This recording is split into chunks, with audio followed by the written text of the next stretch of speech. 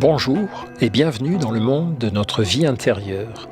Nous parlons aujourd'hui de la marche. Ne perdez surtout pas l'envie de marcher. Moi-même, chaque jour, la marche me procure mon bien-être quotidien et m'éloigne de la maladie. Mes meilleures pensées sont venues en marchant, et je ne connais aucune pensée si lourde qu'on ne puisse s'en éloigner à grands pas.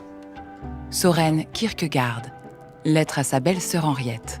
De toutes les activités humaines, la marche est peut-être celle qui nous ouvre le mieux à la vie intérieure. Nous parlons ici de la marche autotélique, c'est-à-dire la marche qui n'est pas forcément destinée à nous conduire quelque part et qui n'a pas d'autre but qu'elle-même. La marche qui nous permet de nous retrouver et de retrouver le monde. Rien à voir avec le sport, la vitesse, la performance. Au contraire, la marche féconde pour notre vie intérieure, c'est la marche sans but qui livre notre âme à notre corps.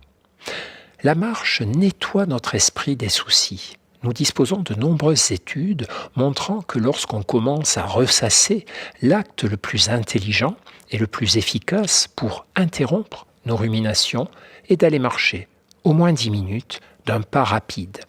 Et oui, marcher empêche que la pensée ne se fige.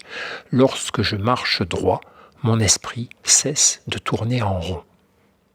La marche élague nos pensées trop lourdes, tarit les bavardages de notre esprit, fait descendre notre attention dans notre corps, dans sa sensorialité, dans le mouvement de notre souffle qui s'ajuste peu à peu au rythme de nos pas.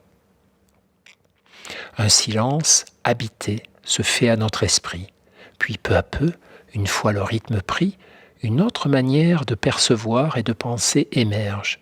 Toutes les études montrent que la marche induit des ressentis émotionnels agréables, sans doute parce qu'elle est liée dans l'évolution de notre espèce à la recherche de choses gratifiantes, nourriture, repos, partenaires.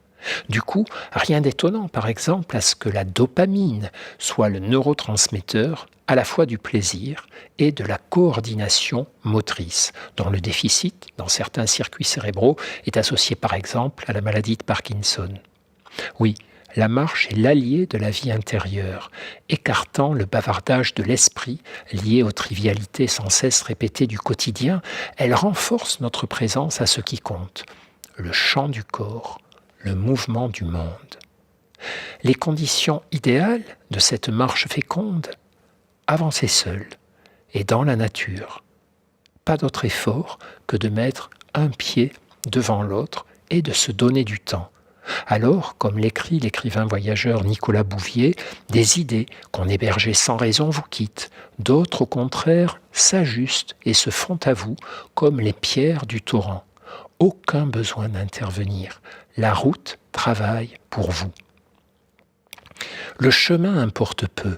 Nous ne sommes pas venus là pour admirer, bien que cela reste évidemment possible, mais pour aérer notre esprit, l'exposer au monde et à la nature. On peut très bien marcher tous les jours sur le même chemin, passer exactement par les mêmes voies, tourner à chaque fois aux mêmes endroits. Peu importe.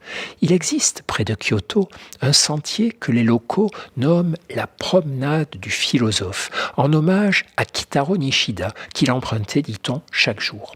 À Königsberg, en Allemagne, Kant se promenait quotidiennement à la même heure et sur le même chemin.